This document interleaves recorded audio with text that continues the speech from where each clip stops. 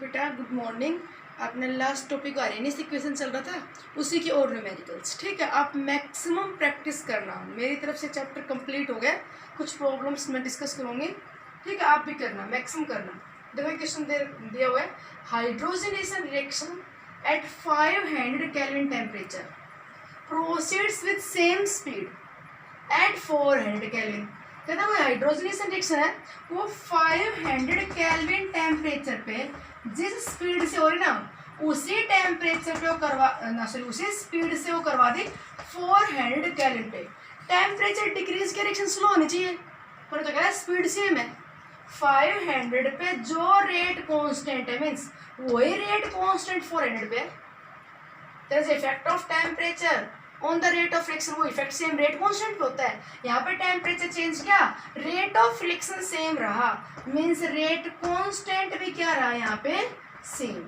Rate constant भी क्या रहा सेम। ऐसा क्यों हो पाया कि in the presence of catalyst, कि अब ये रिएक्शन 400 केल्विन पे जब करवाए ना तो कैटलिस्ट डाल दिया, टेम्परेचर डिक्रीज करते रिएक्शन स्लो होगी।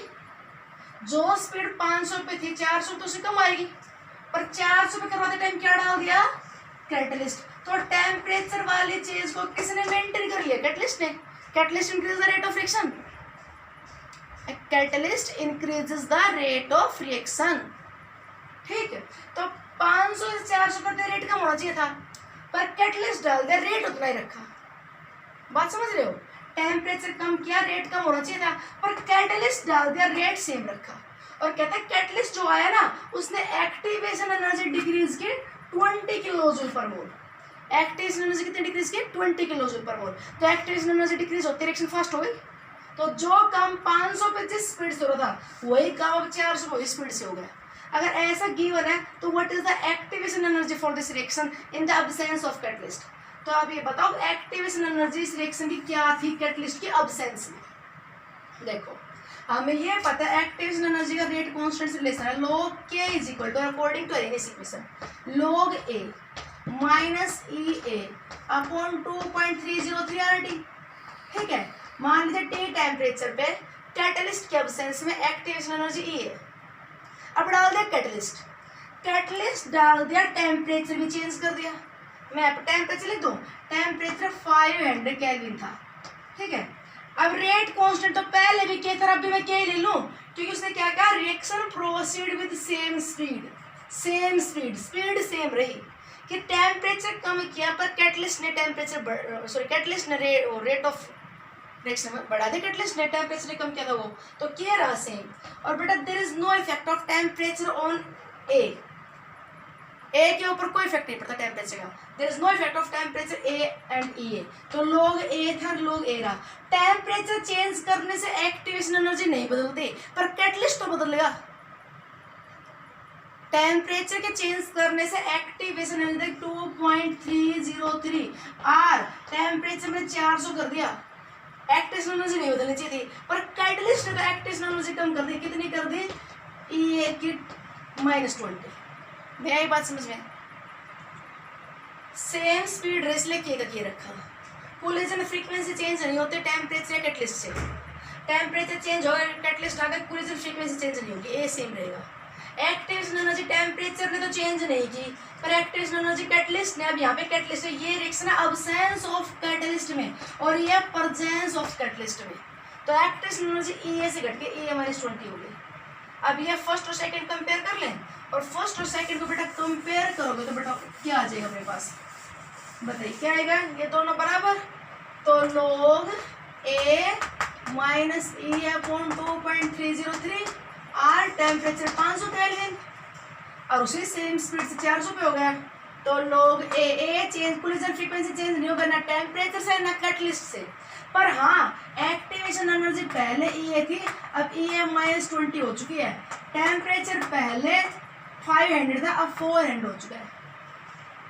ए से मैं कैंसिल कर दे, दोनों तरफ माइनस साइन हटा दे, बताओ क्या आ गया 2.303 आर, 2.303 आर कैंसिल कर दे, क्या आ गया ये थी activation energy in the absence of catalyst is equal to catalyst के प्रेजेंस में कितनी हो गई, ई -20। कैटलिस्ट ने एक्टिव एनर्जी कम कर दी कितने 20 किलो जूल। तो पहले अब्सेंस में अगर ये थी तो अब ये हो गई और अब बटे में कितना है 400।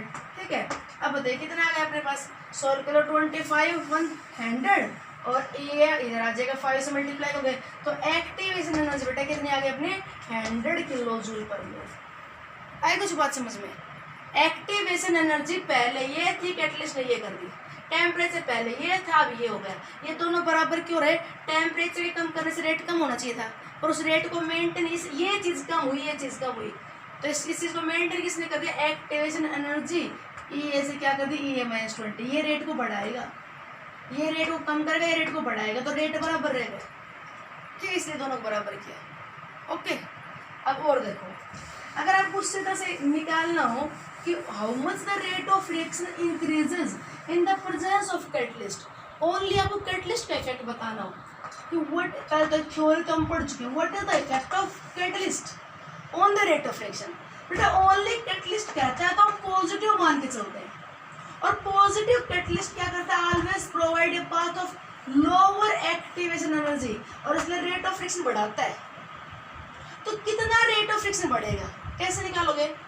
अगर हम कहते हैं मान लीजिए पहले rate constant absence of catalyst में, जब कैटलिस्ट नहीं था तब रेट कांस्टेंट था K1। ठीक है, किस टेम्परेचर? T टेम्परेचर पे और एक्टिवेशन एनर्जी थी E। ध्यान सुना, कैटलिस्ट के अब्सेंस में रेट कांस्टेंट है K1, temperature T, activation energy E। तो you can write according to Arrhenius equation log K1 is equal to log A minus E upon 2.303 RT। Equation number first.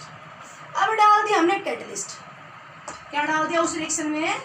Catalyst. Keeping temperature constant, temperature पहले भी T था अब भी T है, पर बेटा catalyst डालते ही रेट ऑफ रिएक्शन बढ़ेगा और जितना कैटलिस्ट रेट ऑफ रिएक्शन बढ़ाएगा ना उतना रेट कांस्टेंट ही बढ़ाएगा।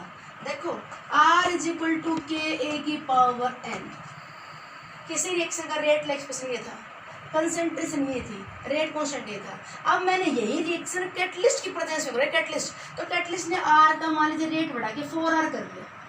ठीक है, टेम्परेचर मैंने चेंज नहीं किया, कंसंट्रेशन चेंज नहीं की, तो कंसंट्रेशन भी चेंज नहीं की, टेम्परेचर भी चेंज नहीं किया, तो ये रेट अगर R से 4R हो गया तो K भी तो बेटा 4K होगा।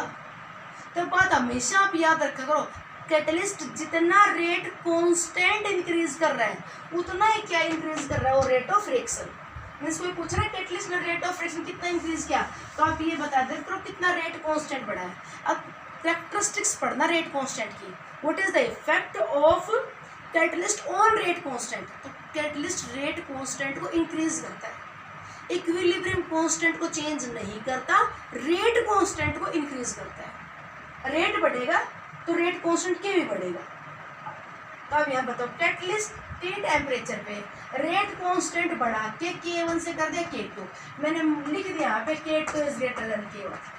तो ये है कैटलिस्ट की अब्सेंस में और ये है कैटलिस्ट की प्रेजेंस में। कैटलिस्ट की प्रेजेंस में K2 बड़ा होगा, K2 बड़ा हो जाएगी, presence of catalyst K2 large value आएगी। तो log K2 is equal to log A, activation energy कम हो गई तो एक्टिवेशन एनर्जी मान लीजिए बेटे E से E डैश हो गई, K2 K1 से बड़ा है और E डैश E से कम है। अब्सेंस में एक्टिवेशन एनर्जी ज्यादा होगी, कैटलिस्ट डालते एक्टिवेशन एनर्जी कम हो गई, E डैश हो गई अपॉन में 2.303 टेम्परेचर चेंज है। ठीक है, अब बताना चाहते हो, बताओ कितना रेट ऑफ रिएक्शन बढ़े। तो आप क्या करो, divide the equation number second by the equation number first कर दो, सेकंड बाय फर्स्ट। तो लॉग ऑफ, डिवाइड मत करो sorry, subtracted equation number first from the second, 2 - 1 कर दो। तो log K2 minus log K1 क्या हो गया? log K2 by K1 is equal to A से बेटा कैंसिल। ठीक है, अरे माइनस माइनस तो प्लस आ जाएगा, E अपॉन 2.303 R को ले लो कॉमन और ये आ जाएगा यहाँ से E और ऊपर क्या बचेगा? ये minus E dash upon T, यही आ जाएगा। क्या कह दिया मैंने? दोबारा इधर देख लो, ये सारी बातें मैंने क्या 2 - 1 तो log K2 minus log K1, log K2 by K1 ये क्या माइनस, तो माइनस और ये कट गए, ये क्या माइनस माइनस माइनस क्या हो गया प्लस, ठीक है 2.303 RT कॉमन, और क्या बच गया E माइनस E बस। ये मेरे पास क्या आ गया, E है activation energy in the absence of catalyst, और ये activation energy in the presence of catalyst T temperature पे K2/K1 आ गया। K2 है यहाँ पे रेट कांस्टेंट कैटलिस्ट की प्रेजेंस में। कोई ये कहते हैं if activation energy for reaction 0, मान लिया, अरे ये नहीं होती, सपोज कर लिया कि if activation energy of reaction is 0 then what will be the effect on the rate constant. Rate constant क्या होगा, तो अगर एक्टिवेशन एनर्जी 0 है तो रेट कांस्टेंट देखो क्या होगा, देखो log K2/K1, और E की वैल्यू क्या है 0 बेटा, और 0 upon something 0, taking antilog both side, और 0 का एंटीलॉग 1 और 0 का एंटीलॉग 1, तो K2 = K1 होगा कि नहीं, कि अगर एक्टिवेशन एनर्जी 0 है, अगर एक्टिवेशन एनर्जी आपकी ना डिक्रीज हुई ना इंक्रीज हुई, कुछ भी नहीं हुआ, तो जो रेट कांस्टेंट पहले तो वही रहेगा, K2/K1 बराबर रहेगा। आपसे ये कह दिया जाए कि if a catalyst activation energy loss by 2 kilo calorie, एक कैटलिस्ट एक्टिवेशन एनर्जी को डिक्रीज कर रहा है by 2 kilo calorie, then how much rate of reaction increases, मतलब रिएक्शन का रेट कितना बढ़ेगा। तो आप ये देखना K2/K1 की वैल्यू मान लो 3 आ गई, तो आप क्या दोगे कि रेट ऑफ रिएक्शन कितना हो गया पहले से 3 टाइम्स, K2/K1 3 आ गया तो R2/R1 3 है। K2/K1 की वैल्यू निकाल लो, तो K2/K1 की वैल्यू कैसे निकालोगे बेटा, लो K2/K1, ध्यान रखना ये मेरा है कैटलिस्ट की अब्सेंस में और ये है कैटलिस्ट की प्रेजेंस में, तो ये कम मिलेगा, ये वैल्यू ज़्यादा मिलेगी। कैटलिस्ट रेट कांस्टेंट को बढ़ाता है, तो बताओ कितना बढ़ेगा, log K2/K1 = activation energy decrease by 2 kilo calorie. तो पहले एक्टिवेशन एनर्जी बेटा E थी, अब कितनी हो गई E dash, decrease by 2 kilo calorie, तो E थी तो कितनी होगी बेटा E - 2 किलो कैलोरी हो गई नहीं, तो E - E डैश डिक्रीज, ये पहले थी ये अब है, तो डिक्रीज बाय 2 किलो कैलोरी 2 आ जाएगा, समझे। पहले एक्टिवेशन एनर्जी X थी, अब कितनी हो गई X - 2, तो -X - -2 दोनों 2 आएगा कि नहीं, आई बात समझ में, तो 2 किलो कैलोरी लिख दो, अपॉन में 2.303, R की वैल्यू अगर ये किलो कैलोरी है तो गुणा में 10 की पावर 3 कर दो, कैलोरी हो गया, और R की वैल्यू कैलोरी ले लो 2। टेम्परेचर कितना ले लीजिए बेटा, टेम्परेचर देगा आपको रिएक्शन में, टेम्परेचर देखिए 27 डिग्री सेल्सियस, तो आप कितना लिखो 300 केल्विन। टेम्परेचर पक्का केल्विन लेना कि R की वैल्यू क्या होती है, कैलोरी पर केल्विन पर मोल या जूल पर केल्विन पर मोल, तो टेम्परेचर पक्का केल्विन लेना ताकि केल्विन पर केल्विन कट जाएगा, ठीक है। एक बात समझ में आपके, ये आ गया effect of catalyst on the rate constant on the rate of reaction. Activation energy को और कह दे न्यूमेरिकल में बताओ, 75 किलो जूल से डिक्रीज हो गया 40 किलो जूल हो गई कैटलिस्ट की प्रेजेंस में, रेट ऑफ रिएक्शन कितना बढ़ा, तो पहले 75 किलो जूल थी और अब कितनी हो गई 75 से घटकर 40, तो 75 - 40 आ गई ये थी कैटलिस्ट की एब्सेंस में, कैटलिस्ट की प्रेजेंस में। किलो जूल है तो इनटू 10³ जूल में कर दो, अगर ये जूल में है तो नीचे आप R ले लो, जूल में लेना, ठीक है। करना आप ऐसे क्वेश्चन पे। अब एक और सुनो, लास्ट क्वेश्चन कहता है कि in a reaction it is observed that when temperature rises 300 to 301 Kelvin, temperature जब इतना इंक्रीज किया then rate constant increase by 5%, rate constant 5% increase हो गया, मीन्स रेट कांस्टेंट अगर बेटा K था यहाँ पे K, तब 5% इंक्रीज हो गया, कितना होगा, ये केल्विन वाला K है, केल्विन वाला, ये रेट कांस्टेंट वाला है, तो रेट कांस्टेंट 5% इंक्रीज हो गया, तो कितना हो गया K में 5% ऐड कर दीजिए, तो K का 5% आप ऐड करेंगे तो 5/100, और अपने पास से बेटा कितना आ जाएगा बेटा 1.05 के, ठीक है, समझ गए कि रेट कांस्टेंट K से 1.05 के हो गया। At the same time equilibrium constant also increase but by 2%। Temperature के चेंज करने से इक्विलिब्रियम कांस्टेंट भी चेंज होता है, कैटलिस्ट के डालने से इक्विलिब्रियम कांस्टेंट चेंज नहीं होता, catalyst not changes equilibrium constant, but temperature तो चेंज करेगा। तो टेम्परेचर के चेंज करने से कहा इक्विलिब्रियम कांस्टेंट इंक्रीज हो गया 2%। तो बेटा अगर पहले केसी था तो ये 1.02 केसी हो गया। ठीक, एक रिएक्शन में जब टेम्परेचर इतना चेंज किया तो रेट कांस्टेंट 5% बढ़ा, इक्विलिब्रियम कांस्टेंट 2% बढ़ा। और आप इस रिएक्शन की कहते हैं एक्टिवेशन एनर्जी निकालिए for the forward as well as backward. You find out activation energy for such reaction forward as well as backward. Means reaction reversible है। जब इक्विलिब्रियम की बात करा तो rate of forward rate of backward, तो आपसे forward की भी एक्टिवेशन एनर्जी निकलवा रहा है, बैकवर्ड की।